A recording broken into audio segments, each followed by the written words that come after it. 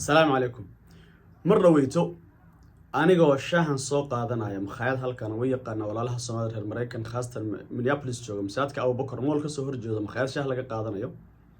أيوة حن كذا أنت الشاهن يعنتو أنا عمر كميس فديو أنتين أيو أيا ويل صوماليات بس صوماليات سكر هدان ويل هذا أيا إيمي ويل سفرست وحوجي ولا لو محا إيجا قريس محا مرهر إيجو شيء جويدي أنت سام كل مني أركني maxaa igu sheegi weyday oo mar hore waxaan ku yiri soo dhow wuxuu igu yiri cusbadii ayaan qaatay milixdan hadda soo baxday lugaha intaan ku shubtay oo sagoosaan ku xidhay ayaan ku seexday waxaan dareemay yiri lugahaygi ilaahay subxaanahu wa ta'ala isbedel aad u fara badan inuu ilaahayga siiyay waxaan arkay yiri wax ilaahay carradaas uu leekaysiiyay oo markaan seexdo riyooyin ah wax cararaya waxaanoo jimana waxaanoo balaayo ah wiilkuna waa dhalinyarta xanuunsan qurbuhu wax badan joogay xanuun sixir ay xataa reerkiisa ka kala geey wax badan buu ila tashtay oo talooyin badan aan siiyay suuratu ancaam iyo quraan badan buuda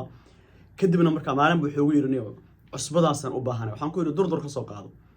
hadda markaa wuxuu ii sheegay xilli cusbadii baan isticmaalay lugahan ku shubtay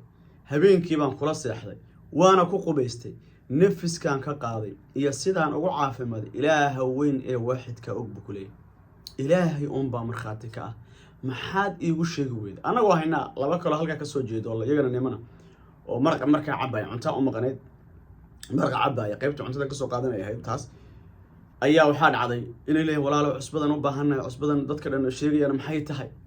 waa muddo yar oo kooban gudahood 3 aabbo oo Soomaaliyeed oo midna uu leeyahay waan ku caafimaad ku kala su'aal iga weydiinayaan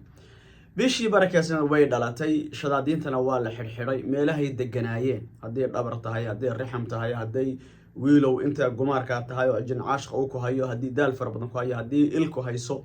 ku qubayso lugaha ku shubo inta maradu shaadiin ay xirxiran yihiin jirkaaga sii dhaq sii nadiifi waxaan kula dardaarmayaa 3 shay ilaa 4 shay midda koobaad waa cusbada midda labaad waa shifada silsilada hadaan ku soo baxday tin ilaa cirib habeen kasta marbarso maanta waxa ila jooga isagana aabba Soomaaliyeed oo ile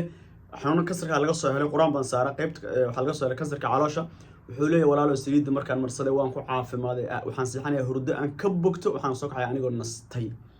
waa saliida waa cusbada iyo saliida malab saafi qofkii helayo iyo cajwa inta diinteena inoo sheegtay isku sii daaweeya ku qubaysta marsada